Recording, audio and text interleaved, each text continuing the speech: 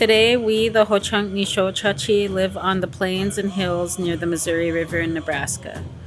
We raise buffalo, and we have begun to grow some of the traditional plants again. Our children learn our HoChunk language in our schools, and each year we honor our last war chief and veterans in July. We have lived in Nebraska for over 150 years, but this wasn't always so. Although we may be in Nebraska now, our ancestral lands are in Wisconsin and northern Illinois. We call ourselves HoChungara. HoChungara means people of the parent speech or people of the big voice. The name Winnebago is a name given to us by another tribe, which was the name taken up and used by the government and settlers to describe us.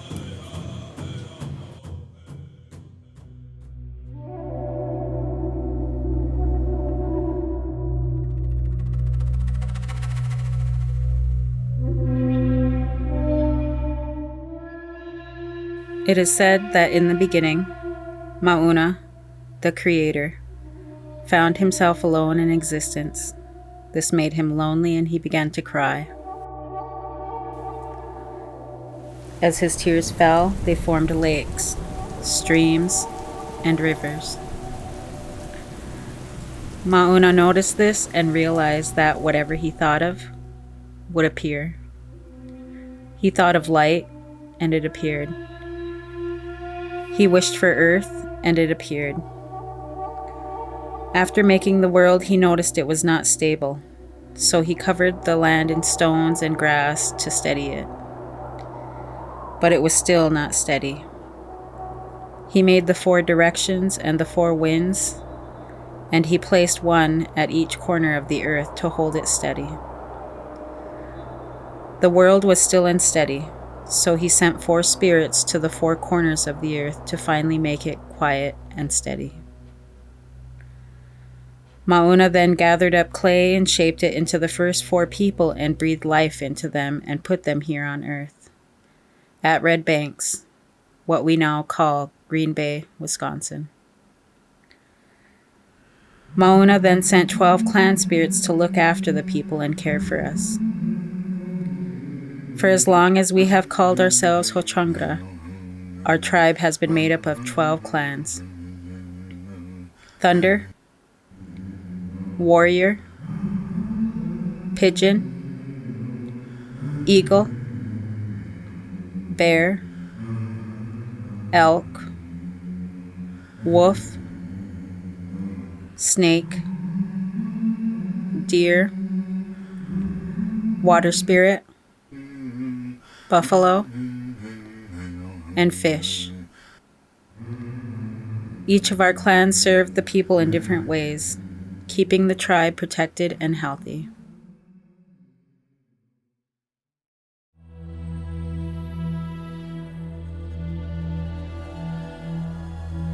The world of the first ancestors would have been very different from ours. Ancient animals like saber-toothed tigers, mastodons, and large buffalo wandered across the land. The first ancestors fed themselves through hunting the animals around them and gathering plants and medicine that the earth provided. Some believe that the HoChunk, Iowa, Missouri, Odo, and other tribes were all at one point a single group, and may have come from the south. Over time, bands from this larger group began to split off and move away, settling across the Midwest. Eventually, our tribes settled in Wisconsin and northern Illinois, living in villages from Lake Winnebago in the northeast to the Mississippi River in the west. Each village would be set up next to a lake, river, or spring to provide transportation, water, and food for the people. Our villages would be led by clan leaders. Each clan had separate duties. When those duties were fulfilled, it ensured the tribe as a whole would continue to prosper.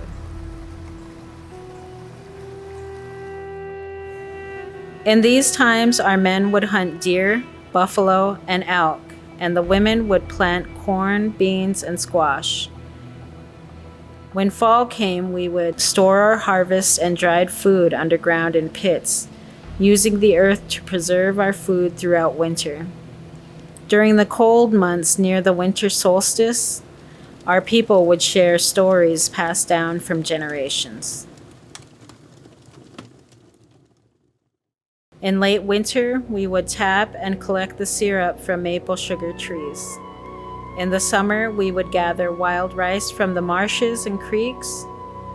Besides providing fresh water, the many lakes and rivers in our homeland provided food as well, in the form of sturgeon, bass, catfish, and more.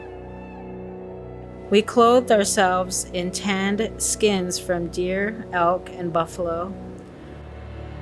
During these times, our people were kept safe from raids and attacks by our warriors. Without our warriors, there would be no tribe today.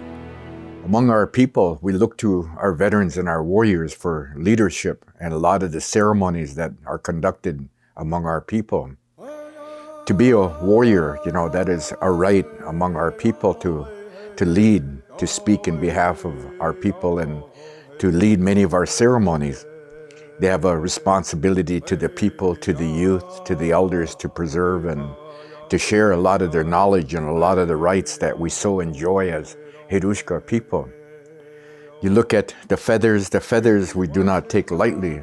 It's a custom among our people, a right that is shared with our younger generation, our women relatives, to give them that right to wear their feathers, also in the giving of names. Because we are all raised in a warrior society, and that everything was done for the protection of the tribe. The different clans had their function, but also that we were stationed strategically around the camps to protect the village. To be a Wankwashoshe or Manape, to be a warrior among the HoChunk people, is a responsibility, an awesome responsibility to lead, to help other people. Again, the lessons that we had learned in battle are the lessons that we teach to the younger generation, the appreciation of love and life, the freedom that we so enjoy. And again, it's not necessarily that we believe in the war, as it is a time that we earn our rights, the colors that we wear, the designs that are incorporated in everything that we do, the stories in time of mourning, the stories in time of the retrieval of our feathers at Herushka. And like I say, there's a lot of responsibilities that we have as warriors in teaching the younger generation. Again, the pride of our people is perhaps the most important, the pride of our nation as warrior people. This is how we lived, season after season, year after year, relying on what the earth and animals gave us. But around 400 years ago, things began to change.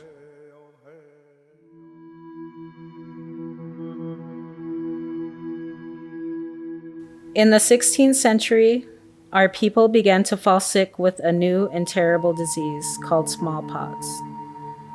Our traditional way of helping those who were sick only spread this disease faster. Because of smallpox, many of our people did not survive. We would learn later that this disease came to us from explorers and fur traders. This sickness would come back again and again for years, taking from us young and old.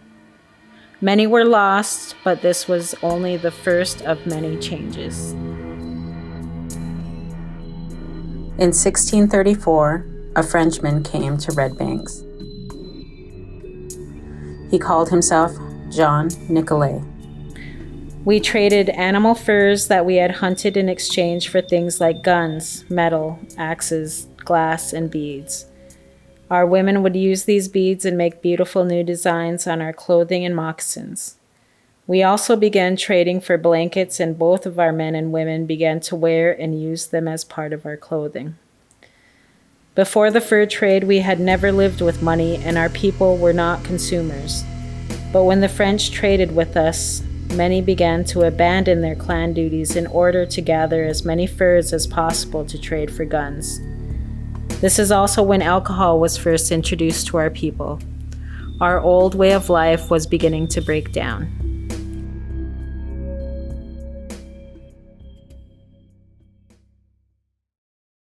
It is around this time people began to call us Winnebagos. When the French would ask one of our neighboring tribes who we were, they told them we were Winnebago. And the French began to call us Puants, the stinking ones. That name was not meant to insult us. Our warriors painted themselves with red mud, and the smell of this mud is the source of our nickname. The fur trade caused trouble for other tribes as well. Rumors began of a great war between the tribes on the other side of Lake Michigan. The tribes were fighting each other over beaver hunting grounds. This war they called the Beaver War. For many seasons they fought one another, and many who had lost their land came to Wisconsin. Some of them married into our tribe, but still this war continued. After years and years of fighting, in 1701, the French and many of the tribes in this war wanted to meet and make peace. We were invited as well, and one of our leaders traveled to the French city of Montreal. Many tribes sent chiefs to the negotiations, and in August, the Great Peace of Montreal was signed. Our leader left his mark on the treaty as his signature. As our people had been friendly with the French, we remained at peace with them, and they became our allies. Their fur traders would travel among us to trade furs to bring back to their land. One of the traders was named Sabrevor DeCora. He married a daughter of one of our chiefs, Hampoguinga, or as some call her, Glory of the Morning. She lived at a village on Doty Island on Lake Winnebago. She would become a leader of our people as her father had no sons or nephews. Her sons by Sabrevor would take their grandfather's clan but their father's name, DeCora, and this is where the family name DeCora originates. Eventually, DeCora left Hampoguinga and took their daughter to Canada, never to return. Some say that her sons tracked down and killed DeCora for leaving their mother. Hampoguinga remained a leader in the tribe, and some say that she lived well over the age of 100. Many of her children's children would become chiefs of our tribe.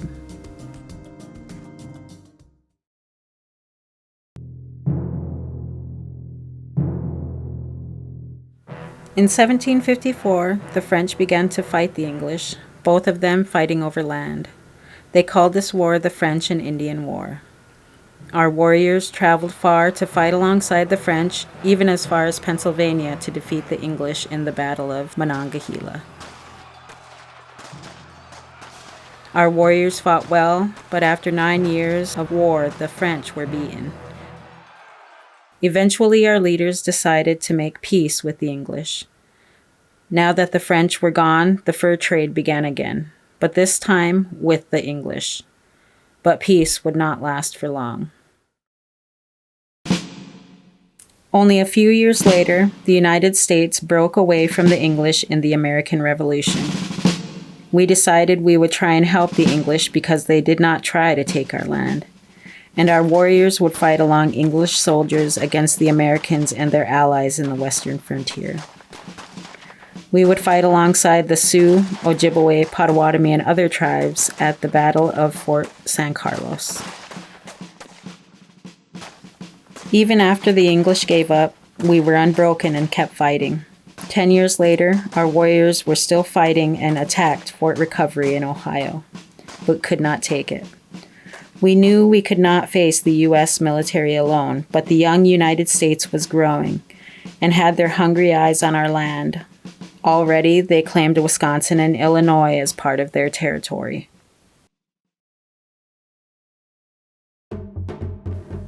Among our neighbors, the Shawnee, two brothers, Tecumseh and Tenskwatawa, began a movement in 1805 to drive out the settlers. Tecumseh began fighting against the white settlers on his land when he was only 15, and his brother, Tenskwatawa, urged those that followed him to reject alcohol and to keep the native ways. The brothers convinced the tribes that they had to put aside their differences in order to protect their way of life. Tecumseh believed that the lands the tribes lived on belonged to all the peoples in all tribes and could not be bought or sold by treaty. Many of our warriors joined Tecumseh and Tenskwatawa, and our leaders and those of many other tribes traveled to Canada to meet with Tecumseh and the English. Our warriors began to gather at a village in Indiana called Prophetstown. Soon it would be our time to fight, but on November 6, 1811, American militia forces arrived outside Prophetstown. We knew they had come to stop us, and early the next morning we attacked. The fighting was hard, but we broke through into their camp. Our warriors struggled with the Americans, but their soldiers on horseback drove us back, and many of our warriors were wounded or killed. They burned Prophetstown and destroyed the food we had saved for that winter.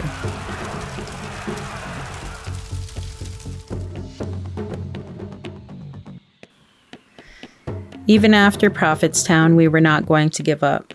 The English had promised us that if we would fight with them against the United States when the time came, they would make sure our land was never bothered by white settlers. That time came a year after Prophetstown when the War of 1812 began. Our warriors fought alongside Tecumseh and the English for 2 years. We fought in Michigan, in Iowa, and Ohio too. We would fight under the sun, under the moon and stars. We fought in the rain and in the snow. We kept fighting even after Tecumseh was killed in battle. We gave the U.S. one of its worst defeats on the shores of Mackinac Island. Our friends, the English, were doing well too. They had beaten the Americans in their own capital in the east and set fire to the White House. It felt like we had almost won. But the English were growing tired of war, and they made peace behind our back. With Tecumseh gone and the English betraying us, the war was lost.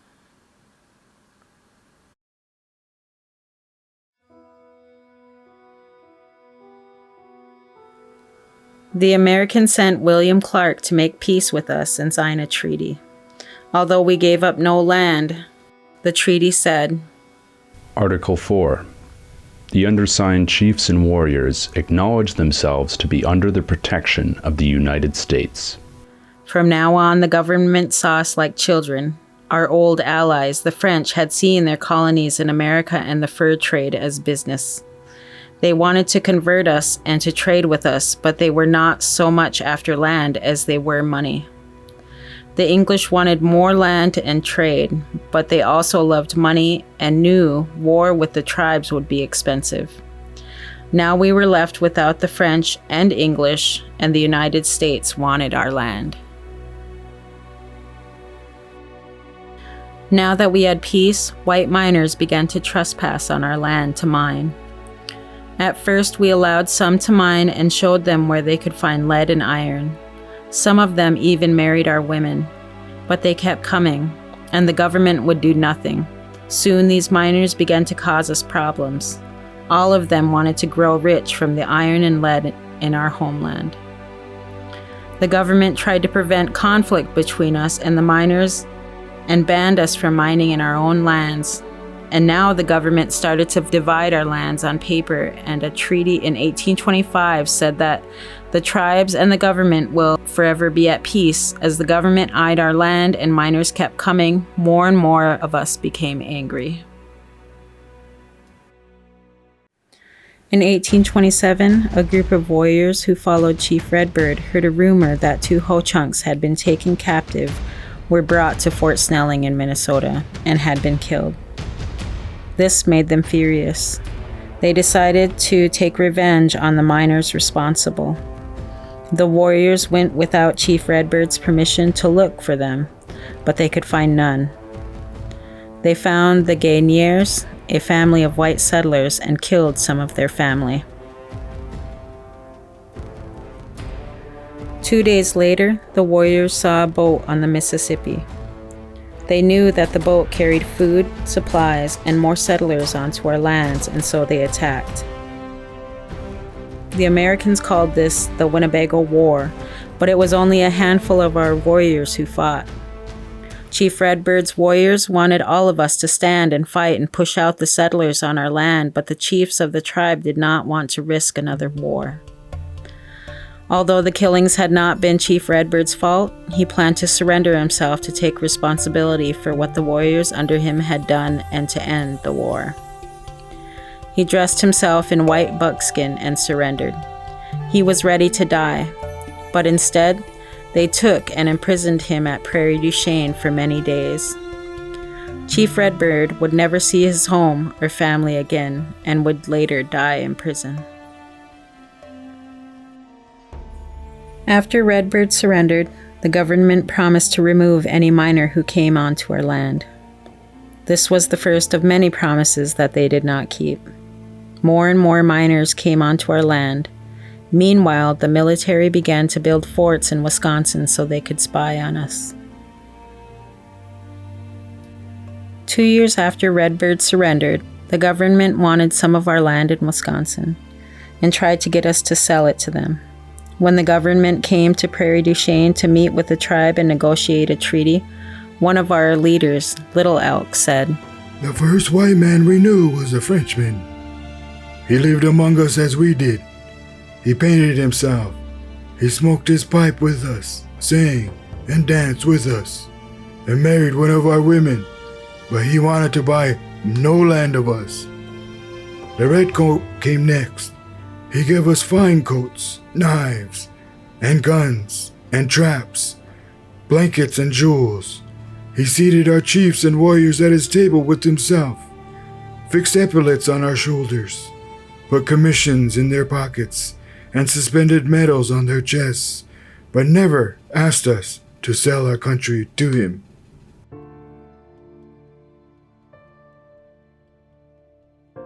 To make us sign this treaty and the treaties that would come, the government would try many things. They would pick someone in the tribe and say that they were a chief or leader of the tribe and that they were in charge of the whole tribe. They would promise them gifts if they would sign. They would get chiefs drunk and mislead them in order to get them to sign. They would take them to Washington and lock them up until they agreed to sign or threaten them and say our people would be in great danger if they did not sign. They would make up many promises in these treaties about food, money, and supplies they would give the tribe, and when each treaty was signed, they would promise this would be the last move. But these promises were never kept. As we were pushed to sign a treaty, our neighbors were as well. After the Sauk people were forced off their lands, their tribe became divided and some wanted to fight and return to their home. One of the groups that wanted to return was led by the warrior Black Hawk. Black Hawk wanted only to return to his home in Illinois in peace.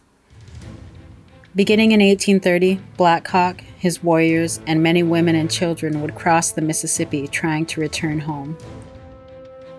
Some warriors from our tribe and others began to follow Black Hawk, unhappy with how we were treated by the government. In 1832, the government, afraid of Black Hawk, sent soldiers to arrest him. Black Hawk sent 3 messengers to the soldier camp to negotiate, but as the soldiers and messengers were talking, the soldiers spotted one of Black Hawk's scouts watching them. Thinking Black Hawk meant to attack, the soldiers shot the messengers as they were talking and chased the scouts and messengers back toward Black Hawk's camp. Black Hawk hid and ambushed the soldiers, and with only around 50 warriors, caused almost 300 soldiers to run away from battle. This was the start of the Black Hawk War. During that summer, Black Hawk's warriors attacked settlers, forts, and villages.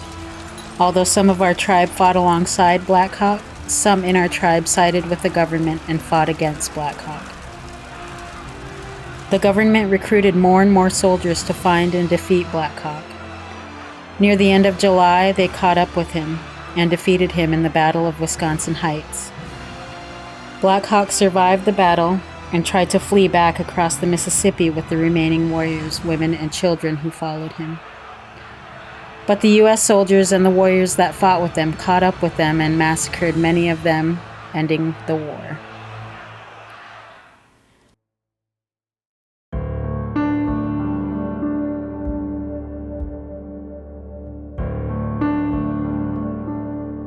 The government used the war as an excuse to move us off our land. By now, tribes all across America were being forced off their land.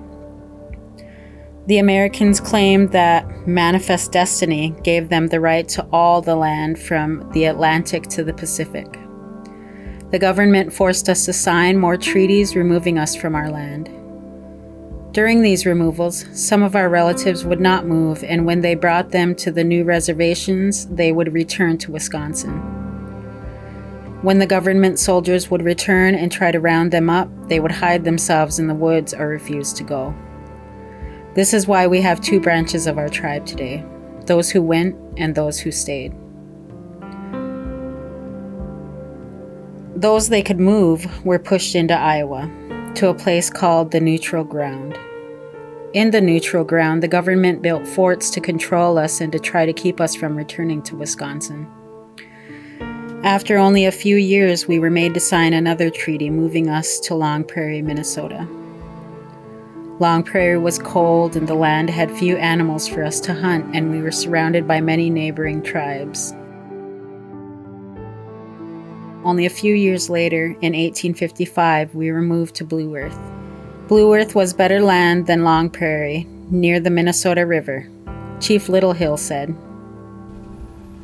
While we lived in Minnesota, we used to live in good houses and always take our great father's advice and do whatever he told us. We used to farm and raise a crop of all we wanted every year. While we lived there, we had teams of our own. Each family had a span of horses or oxen to work and had plenty of ponies. In Blue Earth, we tried to be friendly with the settlers who lived nearby in Mankato, but many of them did not like us. Before the government moved us to Blue Earth, soldiers had to remove the white farmers who were already living there. They held a grudge against us for what the government had done to them. We were not in Blue Earth for long. Our neighbors, the DeCora, had also been moved off their land and moved to a reservation. Their people were upset about being removed and starving. In 1862, the Dakota War started when Dakota warriors out hunting had killed some settlers. The Dakota tried to drive the settlers out and take back their home, but they could not win. Eventually, the government had taken many Dakota prisoner and took them to Fort Snelling in Minnesota before their trial. A small group of our warriors may have fought in the Dakota War. However, most of the tribe was not involved. This did not stop the people of Mankato from spreading rumors blaming our tribe for the Dakota War. The military would take some of our chiefs and warriors captive and imprison them in Fort Snelling with the Dakotas. In December 1862, the military would hang 38 Dakota warriors in the largest mass execution in American history. Eventually, they allowed Little Priest and the other HoChunk prisoners to go free, but the damage was done. The government used the Dakota War as an excuse to move us again. This time, there would be no treaty. The government approved of a plan to exile the tribe to Crow Creek, South Dakota. They put us on a steamboat and took us up the Minnesota River to Fort Snelling, down the Mississippi River, and then up the Missouri River, eventually to Crow Creek, South Dakota. Chief Littlehill said this about the journey. After we got on the boat, we were as though in a prison. We were fed dry stuff all the time. We started down the Mississippi River and then up the Missouri to Dakota Territory. Removal after removal left our people exhausted, sick, and grieving for the land of their ancestors and their people. The trauma of removal continues to affect us to this day. When we finally arrived at Crow Creek, it was a disaster. The land was not fit for farming and not ready for our arrival. Our people starved and became sick. Corrupt Indian agents abused their power and stole our money. Some grew so hungry they tried to make soup out of cottonwood. Something had to be done to save our people.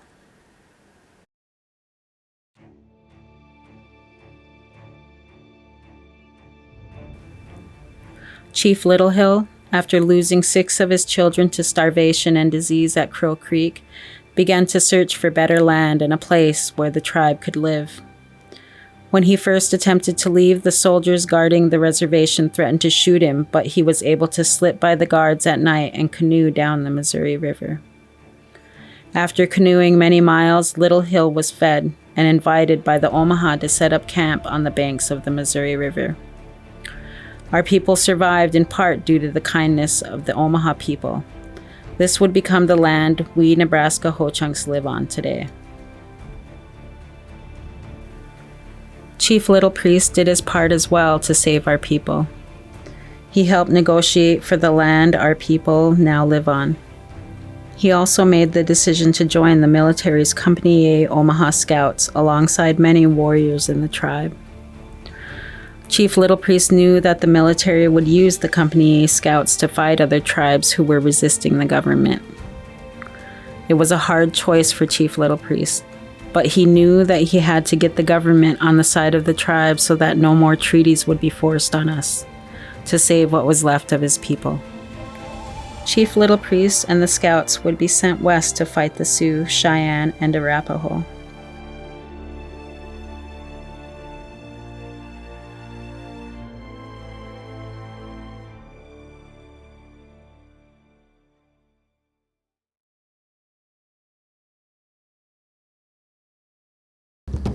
After several battles, near the end of the expedition, Little Priest and the Scouts came under attack. Somehow, Little Priest became separated from the Scouts and was chased by 20 enemy warriors on horseback. One of the other Scouts, John Harrison, recorded what happened to Little Priest. Whenever they came close, he dismounted and fought them on foot. When he rushed at them on the ground, the arrows were thick. Again he would go until finally they killed his horse. They surrounded him on the open prairie. There was a large stone there, and he tried to get to it. But before he could, 4 times they shot him. Again they shot, and it was one below his navel, before he got at the stone. He also killed one of them, cutting off his head, and now he was riding a horse again. So he tied the decapitated head to his ankle. He did not run away, but came forward then. They were also afraid that he would kill one of them, so they shot him in the shoulder, and he fell to the ground. They rushed towards him on foot, going for his head, so they could cut it off when they got to him. He rose up and took his gun. They again got to the horse, so he got to the rock. They were afraid to go there. There he sat, and sometimes he would take a shot at them. And then Little Priest's 3 people came, and soldiers with them. When they came within sight, the Arapahoes there saw them, so they ran away.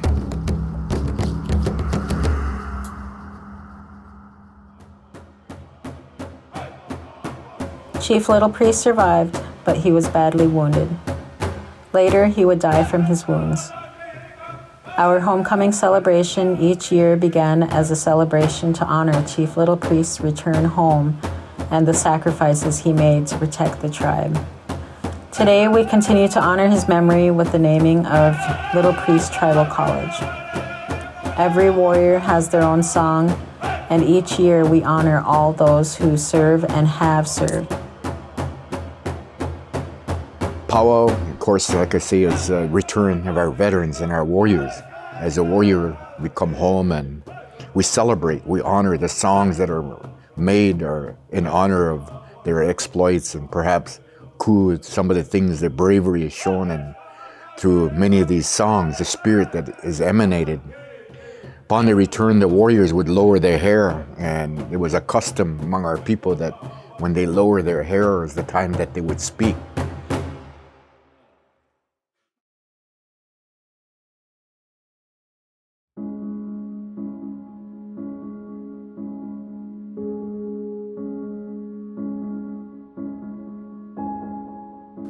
With the help of our chiefs, our people had survived the removals, and never again would the government succeed in moving us off of our land. But the cost was high. Our tribe was split between Wisconsin and Nebraska. with those in Nebraska being called Nisoc Haci. It would be many years before the government would recognize our relatives in Wisconsin. Even though we now had a place to live, our problems continued to grow. In 1887, the government signed the Dawes Act, breaking up our land and assigning allotments of land to individual tribal members, and sell off excess land to settlers. Even today, you can see the scars of the Dawes Act on a map of our land.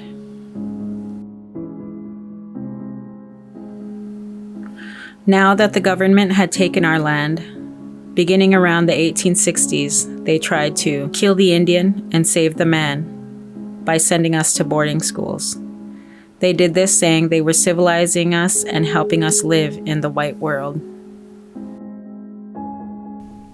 Transfer the savage-born infant to the surroundings of civilization, and he will grow to possess a civilized language and habit.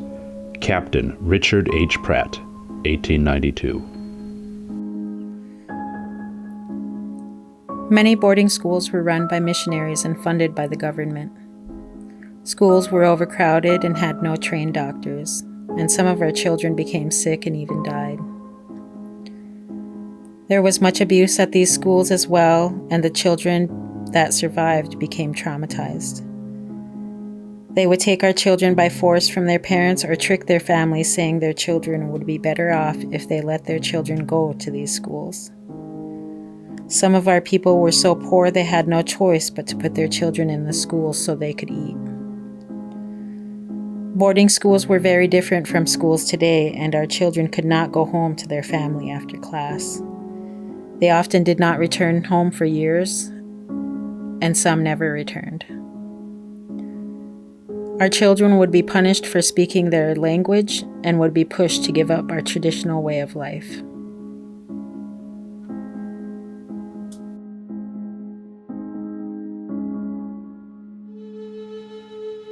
I experienced that mistreatment that you hear about when you interview elders that went to boarding school. I experienced that. I did go to boarding school, and I was talking slower than the teacher wanted me to do. So she would poke me in the temples with a lead pencil. That kind of thing affected traumatized HoChunk speaking school children in such a way that some of them didn't want to speak it because they didn't want to be traumatized like that. Well, it had the opposite effect on me. By gosh, nobody is going to take the language out of me.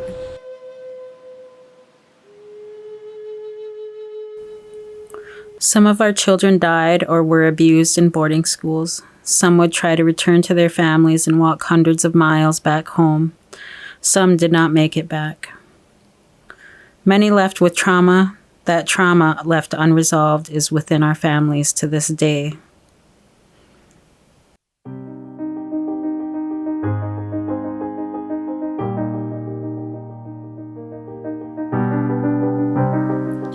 One of the children who went to a boarding school was Angel DeCora. Angel was born in 1871, only a few years after our people moved to Nebraska. One day, an agent from a boarding school came to Winnebago and asked Angel and a group of HoChunk children if they had ever ridden on a train before. The children said no and were taken on a train ride to the Hampton boarding school. It would be 3 years before Angel would get the chance to see her family again. Afterwards, Angel chose to go on to study at Smith College and began to learn art at Drexel Institute and also study at Cowell's Art School. After she finished her time at school, she became a successful artist, painting scenes from the memory of her childhood. Unlike many other artists at the time, Angel didn't try and paint natives as exotic. She painted us as we were. In 1906, she began work as a teacher of the very first native art class at Carlisle. During her life, Angel became one of the first of us to become politically active and serving as a member of the Society of American Indians. Angel had many plans for the future, but sadly she became sick and died in 1919. When our museum was founded, we decided to honor Angel's memory by naming the museum after her.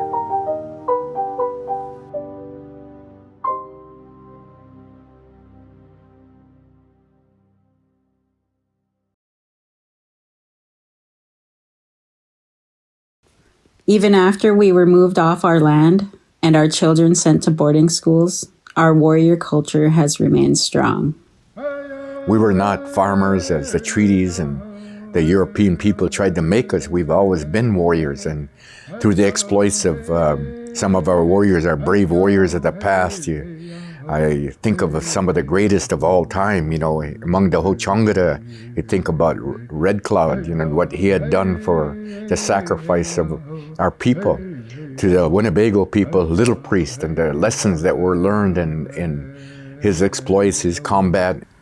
Chief Little Priest began a tradition of service in the military that has remained unbroken to this day. Ho-Chunks have served in every war since World War I. It's very difficult at times serving. A lot of people don't realize being a first sergeant, let alone of a combat ranger company. It's very difficult, and being able to lead our people and accomplish our mission, and most importantly for many of us as Native people, it is not necessarily that we believe in that war, as it is a time that we earn our rights, the rights we so enjoy in our lodges, and especially in the world of Herushka, the world of powwow.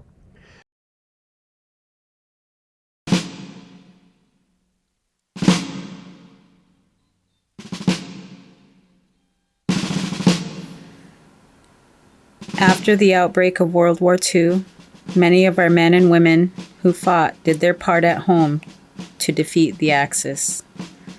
Even as our people fought and worked for an American victory, they were still not being treated equally.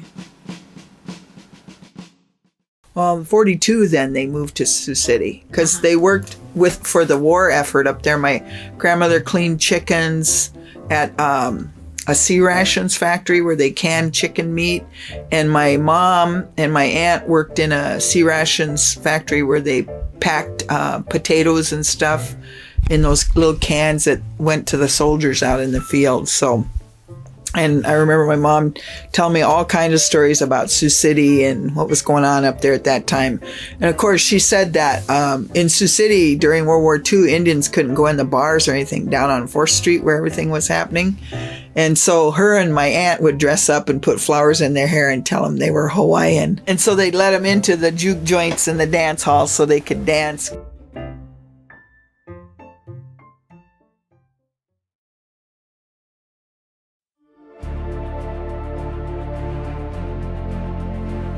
One of the men who served in World War II was John Rice. Rice was born here in Winnebago in 1914. During World War II, Rice enlisted in the Marines and fought in the Pacific. After the outbreak of the Korean War, Rice re-enlisted, this time within the Army. On September 6, 1950, Rice was killed in action. It would take almost a year for his body to be returned home. Finally, his funeral was arranged by his wife Evelyn at Memorial Park Cemetery in Sioux City, Iowa. When it came time to bury Rice, the cemetery owners discovered that he was Native American. At that time, the cemetery was whites only because, according to cemetery owners, people, like animals, prefer to be with their own kind. Because Evelyn was white, the owners assumed that Rice was white too, until they noticed a large number of Native Americans at his funeral. Just as Rice was to be buried, the owners made Evelyn take the coffin away, refusing to allow a native to be buried there. There was much outrage, and the event made national news. Evelyn said, "When these men are in the army, they are all equal and the same. I certainly thought they would be the same after death." After the president became aware of the scandal, he made it so that John Rice could be buried at Arlington Cemetery. the first Native American to ever be buried there. After Evelyn passed at the age of 83, she would be buried alongside him. We should always remember John Rice's patriotism, bravery, and how the events after his death highlighted the injustices we faced.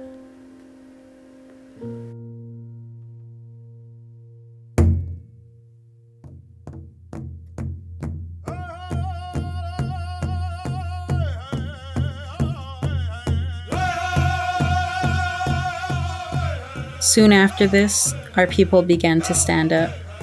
The many promises made by the government when they forced us to sign away our land had been broken.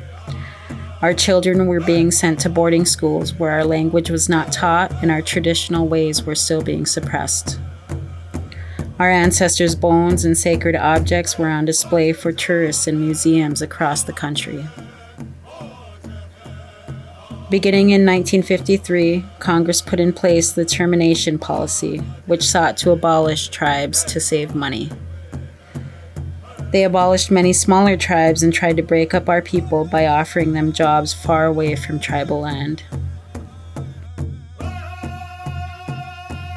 In 1970, the government outlawed the practice of peyote usage through the passage of Controlled Substance Act.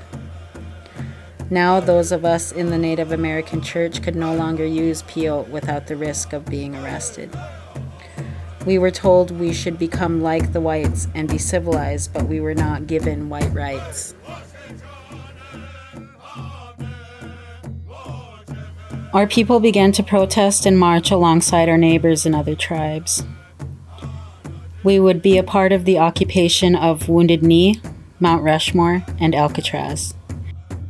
I have always said, and I remind you of something that I say every day in my work here in Nebraska, South Dakota, the Midwest, and even in the country, that nothing changes unless somebody is made to feel uncomfortable. It would take years, but slowly changes began to be made. In 1978, HoChunk parents gained the right to deny placement of their children in boarding schools. In 1990, the Native American Graves Protection and Repatriation Act was passed. Although it was not perfect, it would be the first step in helping us protect our sacred mounds in Wisconsin, Iowa, and Illinois, and help to return our ancestors' remains and belongings that ended up in museums far away from our homelands. In 1994, Congress passed an amendment to the American Indian Religious Freedoms Act declaring that the usage of peyote in our ceremonies was finally legal.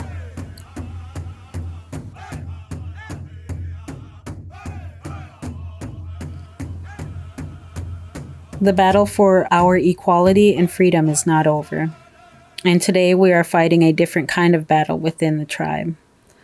We cannot allow our people, language, and culture to be swept up and assimilated. We must decolonize ourselves, understand that our clans and the roles assigned to us by birth, to serve our tribe in any way we can, to undo the damage of drugs and poverty, and to protect our land. If we do not, it is the end of our world as we know it. We have overcome many challenges and we will continue to as long as we can remember that we are HoChunk. I believe what it means to be HoChunk is to have resilience, bravery, and humbleness in your heart, to be kind, fierce, and stern, to honor my ancestors so what they have fought for and died for will always be remembered but not forgotten, to walk in life with dignity and respect to yourself and others, to be wise enough to keep your culture alive but also to learn how to survive in today's societies, because an educated native is a dangerous native.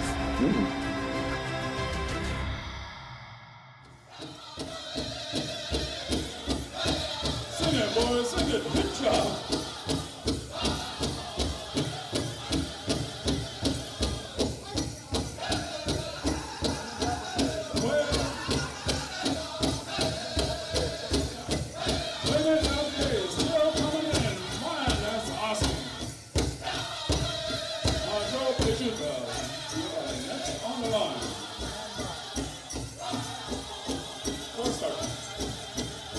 Women's opportunity.